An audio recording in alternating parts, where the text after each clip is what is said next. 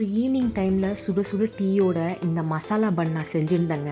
கொஞ்சம் வித்தியாசமாக யோசித்து பண்ணியிருந்தேன். வீட்டில் எல்லாருமே பாராட்டி தள்ளிட்டாங்க. அல்டிமேட்டாக இருக்குது. கண்டிப்பாக இந்த ரெசிபியை வந்து ட்ரை பண்ணி பாருங்கள். வாங்க எப்படி பண்ணுதுன்னு பார்க்கலாம். ஒரு ஸ்பூன் அளவுக்கு நம்ம பட்டர் போட்டுக்கலாம். நான் வந்து பார்த்திங்கன்னா வீட் பர்கர் பன் தான் எடுத்திருக்கேன். அதை லைட்டாக டோஸ்ட் பண்ணிக்கோங்க. ஒரு ஸ்பூன் அளவுக்கு பட்டர் போட்டுக்கலாம். ஒரு வெங்காயம் போட்டுக்கோங்க. நல்லா வதக்கிக்கோங்க. ரெட் கேப்சிகம் போட்டுக்கலாம். எல்லோ கேப்சிகம் போட்டுக்கோங்க. ஜிஞ்சர் கார்லிக் பேஸ்ட் கொஞ்சம் போட்டுக்கலாம். எல்லாத்தையுமே போட்டு நல்லா மிக்ஸ் பண்ணிக்கோங்க. ஒரு 2 தக்காளி போட்டுக்கலாம். கொஞ்சமாக சால்ட் போட்டு நல்லா வதக்கிக்கோங்க. ஒரு 2 நிமிஷம் நல்லா வதங்குற வரைக்கும் நல்லா மூடி போட்டு வச்சுருங்க. பீஸா சீசனிங் போட்டுக்கலாம். சில்லி ஃப்ளேக்ஸ் போட்டுக்கலாம். சோயா சாஸ் போட்டுக்கலாம். ஷெஷ்வான் சாஸ் போட்டுக்கலாம். சில்லி சாஸ் போட்டுக்கோங்க. ஒரு 2 ஸ்லைஸ் சீஸ் போட்டுக்கலாம். காஷ்மீரி ரெட் சில்லி போட்டுக்கோங்க. கொஞ்சமாக தண்ணி போட்டு நல்லா மிக்ஸ் பண்ணிக்கோங்க.